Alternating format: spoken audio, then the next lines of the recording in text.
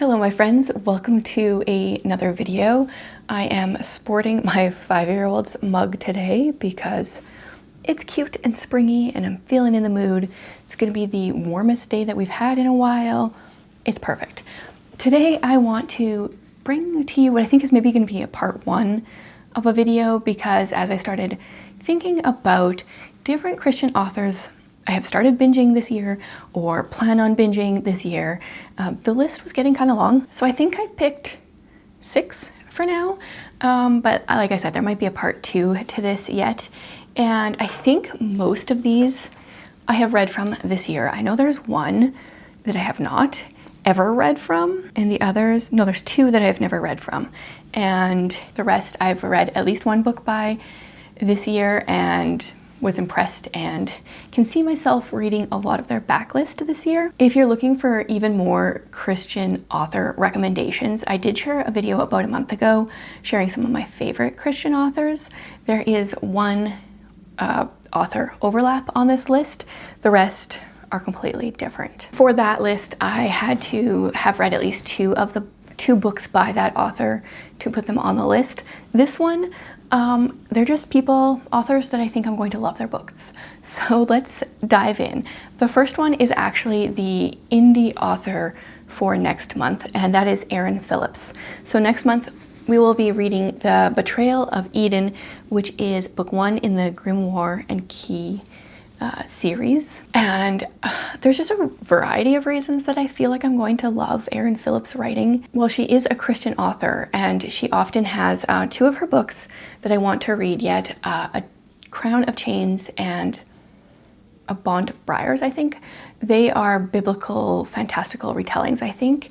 And Betrayal of Eden is a Monte Cristo retelling, Count of Monte Cristo retelling, or at least inspired by a reimagining. And I've never read that, but I just feel like from my time following her on Instagram, wow, now the sun is coming out. It doesn't know what it's doing today. I just feel like I'm going to really love her stuff because I love the mood that she has on Instagram, if that makes any sense. Like her brand, it just feels like it fits. So I have a feeling that I'm going to be binging a bunch of her books. Book 2 in this Grimoire and Key series I think is also coming out in April. So I think after I read this, I'm going to instantly read book 2 and then read her other series as well. Actually, I don't know if A Crown of Chains and A Bond of Briars is like a series. I think they're both just fantastical biblical retellings or something. Yeah, so this is just going off of different feels, plus I know some people that I have similar taste to have loved her books. So I'm guessing that she's an author I'm going to be binging a lot this year. The next one is one that was on my favorite Christian authors list, and that's Christina Suzanne Nelson. Now, I had already, last year I read What Happens Next, and what was the other one? Another book of hers, I think. And then this year I read Shaped by the Waves. Then I read her Marley Madison series, which she writes under C.S. Nelson. Next, I'm going to be reading More Than We Remember. I have this one from the library. Her Marley Madison series is a mystery suspense series. They're very short novellas. Her other books, I would say, she even says cross genres. They are Christian contemporary, but they are also like, there's usually some kind of mystery and suspense in there, but it's not the typical Christian suspense. So after More Than We Remember, I really want to read her last year release, which is Echoes from a Missing Generation. I have that on my list of books to read this year. And then she's also coming out with a new book later this year called, I wrote it down, what's it called? Orange is the Color of Goodbye. So yeah, she's just like an auto read author. I will read whatever she publishes. Next is a new to me author this year, and I've already read 2 of her books, and I plan on reading more, and that is Michelle Shockley. So I started reading The Women of Oak Ridge, and then I read a book that has a title, All We Thought We Knew. I'm gonna struggle with that title. And then I wanna read Appalachian Song next. This one was recommended in the BookTuber collab video and it sounded really good. So that's my next read by her. And then I also got another one from the library, Under the Tulip Tree. And both of the ones I've read so far, and Appalachian Song, they're all Tennessee, set in Tennessee. I don't know where Under the Tulip Tree is set. And then she also has Count the Stars by Night, and I don't remember what that one's about, but I am not a massive historical fiction fan, but I loved the first two books of hers that I read, so she has quickly become a favorite author, and I really am trusting her writing, so I'm gonna read whatever I can by her. Next is an author that I've only read one book by. That was last month, and that was C.C. Warren's. I read the first book in her Holy Cross series, and it is Christian suspense, but it is not typical Christian suspense in any way. Honestly, I'm not even sure what else she has. I was just gonna quickly look this up because I know I want to continue the Holy Cross series. Is that all that she has written? There are, what, 6 books in the series right now, so I know I will be reading for a while. She does have other books as well.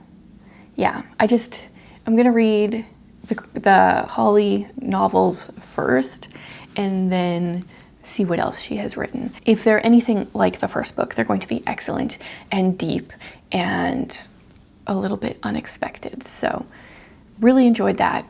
Plan on continuing with that series and then more of her writing. Then we've got another suspense writer, and that is Christy Barrett. So last year I read The Killer's Therapist, and then earlier this year I read the first book in the True Crime Junkie series. A couple days ago I just completely binged Vacation Friends. I mentioned that one on my Kindle Unlimited no spice books that I wanted to read, and yeah, I started it and I couldn't stop. Apparently there's 454 pages in the book, according to what Amazon and Goodreads says, and it didn't feel like it. I cruised through it so fast. So she has some other books. Well, first of all, I want to continue the True Crime Junkie series. I want to read her Pros and Cons mystery series. Then she has a book called Before the Night Falls, which as of right now is currently on sale for Kindle. If you're interested, I'll have it linked below. And I don't really even know anything about it, but I'm curious. I feel like her books are very, very suspenseful in a good way. I really enjoy it. But then she has one that, based off of the cover, I'm thinking is a little bit more light and funny, and it's called Death of the Couch Potato's Wife, and it has a little bit more of a rom-com vibe based on the cover because it is an illustrated cover. I don't know if that's true or not, like if it actually is a little bit more of a rom-com, but I'm going to be reading it. She has a bunch of series, which is great, but I also really like standalone books, so I'm going to be doing a little bit of both, a little bit of diving into her series, a little bit of reading the standalones, and then she does have a Christmas book too. It's called The Christmas Door. I don't know, is this also yeah, it is a mystery, a suspense type book as well.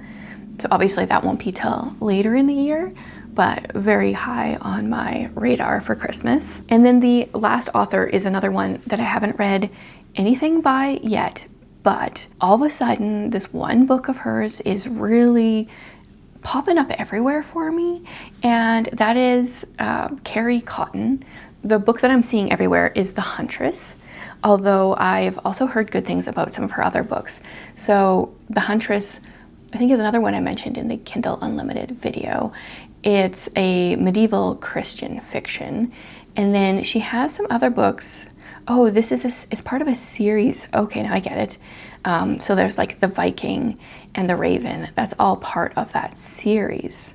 Does she have any that are not part of the series? She has a different series. Oh, she's got a mystery suspense series called, the first book's called Dreamwalker. That's interesting. I love it when I can come across an author that writes in multiple genres that I enjoy. So if we're gonna do some mystery suspense and also some fantasy, that sounds like the perfect grouping for me. Yeah, so short and sweet, there are, I think that was 6 authors that I have already started binging this year and or plan on binging this year. If you have read anything by these authors, I would love to hear what is like their standout book to you. Which one should I definitely make sure to prioritize this year? And then do you have any other Christian fiction authors that you think are very bingeable?